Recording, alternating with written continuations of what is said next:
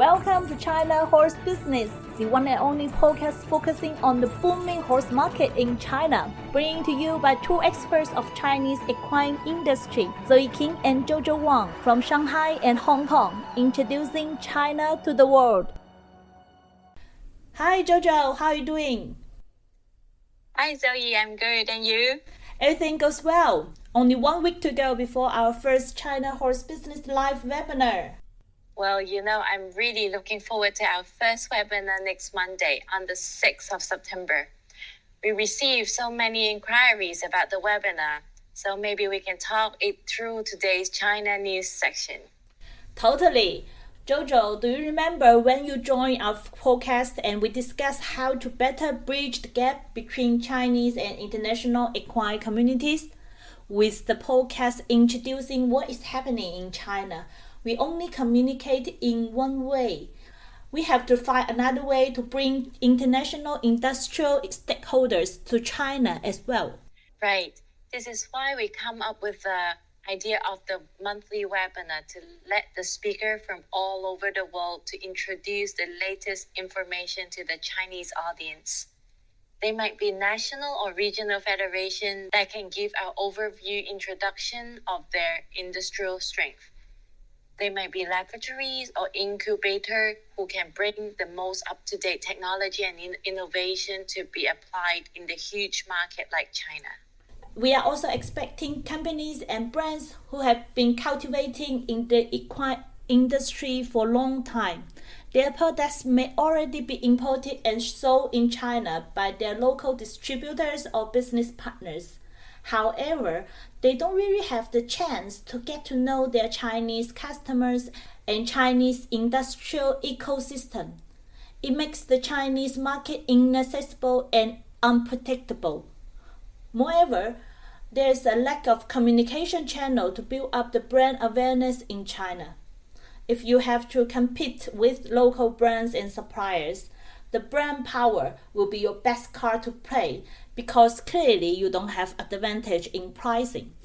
Yes, everyone knows doing marketing in China is expensive now. Local teams is expensive. Online traffic is expensive.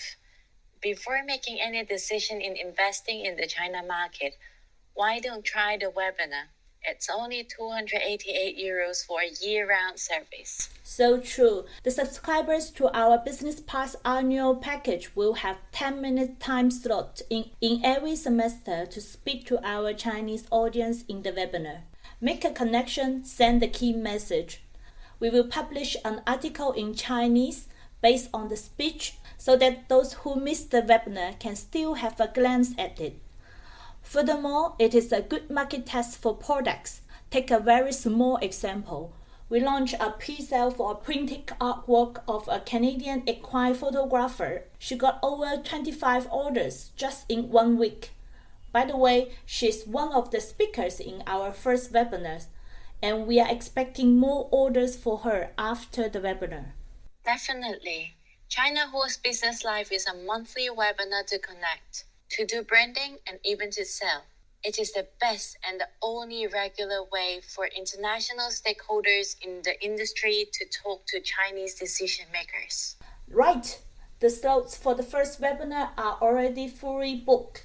If you are still hesitating to take the Business Pass package, you can join and watch our webinar for the first time. You can find the link for signing up on the show note or on our website, www.wonder-horse.com/podcast. Yes, it is on the 6th of September from 9 to 10 a.m. CEST, online, on time, and on the best occasion. And we had already 50 Chinese audience from the Equestrian community sign up for their webinar. They are looking forward to meet you in the webinar. Great! Going on in today's China Club, we are having a tour to the equestrian competitions venue for Hangzhou Asian Games 2022. First of all, this equestrian venue is brand new. The Hangzhou government built it from scratch for hosting the Asian Games. It is located in Honglu County, 1.5 hour driving from Hangzhou city center. The venue built with 240 horse boxes, covers 540 meters square, including a main arena of 100 times 120 meter and an indoor training arena of 60 times 80 meter and an over 5,000 meter cross-country track, equine clinic, and 3,000 public seats. This will be one of the best venues coming up in China. But the most important part of the equestrian venue for Asian Games is not only the construction, but the equine disease-free zone. For those who don't know yet, China doesn't have any equine disease-free zone recognized by OIE, World Organization for Animal Health, except the Hong Kong Jockey Club Chonghua Racecourse. This means horses from overseas can only get into China, but very difficult to get the way back. It is one of the key obstacles for China to host high-level international equestrian competitions. The other exception was granted to Shanghai Global Champions too. The participant horses will be transported and protected under strict poses and limited places as there's a bubble around them so that they can go back to their countries right after the show in China. Exactly. For the Asian Game, the same problem appeared to the organizer. The Hangzhou government decided to make a large zone of 1,300 meters square with the center of Asian Game equestrian venue as a free zone to allow international horses coming in and out China for the game. Many measurements and facilities were taken in place with the help of China Horse Industry Association. There will be no doubt the area will be organized as a free zone during the Asian Game. But the remaining question is whether the area will stay as a free zone forever and be the first permanent free zone in China. This is pivotal for the venue because if the free zone can be permanent, high-level international competitions and international horse trading can happen here. The huge investment in building and maintaining the venue can be cashed out. Otherwise, it will be difficult to run this giant venue without activities. Yes, the Hangzhou government and the state-owned venue managing company are quite open to listen to advice and ideas relating to the post-game management of the venue. The representative may also attend our webinar as our audience. If you have any ideas and solutions to assist them in managing this giant venue, you should come to our webinar and talk about it. And you can also write to us by email, contact@wonder-horse.com. For sure. Sorry, we had a profound conversation with Alex last week. In today's China story, we're going to listen to Alex's outlook for the Chinese equine market for the next 10 years. Let's go ahead and listen to Alex Mack, one of the most well-known FEI officials in the country. And how you see Chinese market in the next 10 years? Of course, the China market has a huge demand, but we have a lot of advantages already existing. For example, we have herder, because in Xinjiang, in Mongolia, there are a lot of herders. So they have a grassland. That is the advantages because a lot of countries, they may not get it. So it's good for breeder, and the foals have a good lands to develop. They can grow up in the proper way because nowadays a lot of the breeders is using the stable box and then they grow up in the small arena. So that is not good for the horses. We have advantages on this. So this is some good point. Just like what I'm talking about, this is an industrial train. So we are not only talking about riders or any horse. So if we want to develop our equine market in China, we need to have a lot of professionals and a lot of people around. For example, we need a farrier, the very, very professional farriers, and the lab and the theater and everything. Because we need to maintain our horses in good condition. So if you watch the Olympic jumping competitions, you can see every horses who get the medals, they jumped over 100 obstacles in just few days. So how to maintain that high level standard? That is, you need the farrier to maintain the good hoof. You need the veterinaries to maintain the horses in good condition and good health. So all these people are very important. go back to what we need. That is the training. We need somebody to train up the new generations, the veterinaries, the grooms and farriers, and all these are very important.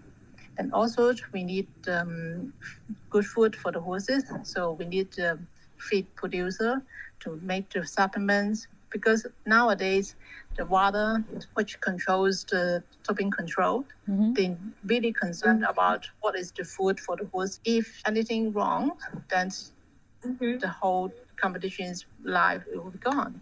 So we need the good feed makers to produce the good food, and then we need the tech and the equipment to protect the horses and make the good fooding equipment.